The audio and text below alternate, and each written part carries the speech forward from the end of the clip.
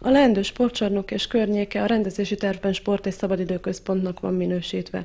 Az önkormányzatnak milyen elképzelései vannak ezzel a területtel kapcsolatban, illetve itt milyen építési lehetőségek lesznek?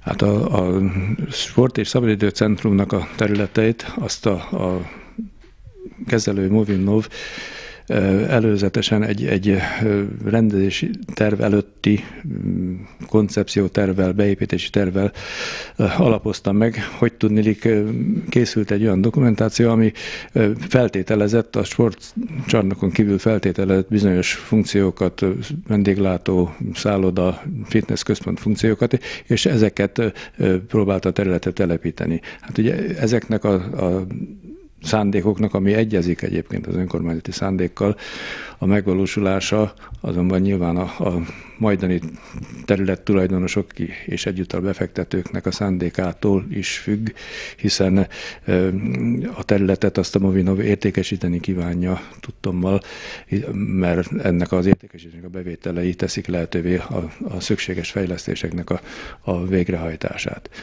Most maga a sport- és szabadidő centrum területe az már a korábbi rendezési tervben is ki volt jelölve a mostani Duna mentén, és tulajdonképpen a közvetlen környezete az egyrészt a már kialakult dunaparti üdülő, illetve vegyesen lakó terület, illetve az északi oldalról a Halászi úti lakóteleppel és a környezetével egy beépült, gyakorlatilag lezárult lakóövezet. A kettő között egy keskeny sáv jelenti még azokat a fejlesztési lehetőségeket, amiket a város erőltet, illetve szeretne folytatni, de hát ugye itt is sajnos a tulajdonviszonyok erősen befolyásolják a fejlesztést. Az önkormányzatnak sajnos nincs területe, a tulajdonosok pedig a mostani befektetési bizonytalanság vagy egyéb más által nem ismert okok miatt nem határoztak meg konkrét programokat, így tulajdonképpen a sportcsarnok területére ismert programon túl, attól észak-keletre, illetve délnyugatra, a Kiserdő előtti rész, a Lajtaspitz, mondom a halászi lakótelep melletti részek, ezek csak körvonalazott programokkal rendelkeznek. Nem is jelentkeztek a legtöbb esetben az önkormányzatnál részletes szabályozási terv készítésére, ugye, ami már az építésnek a konkrét feltételeit megszabná.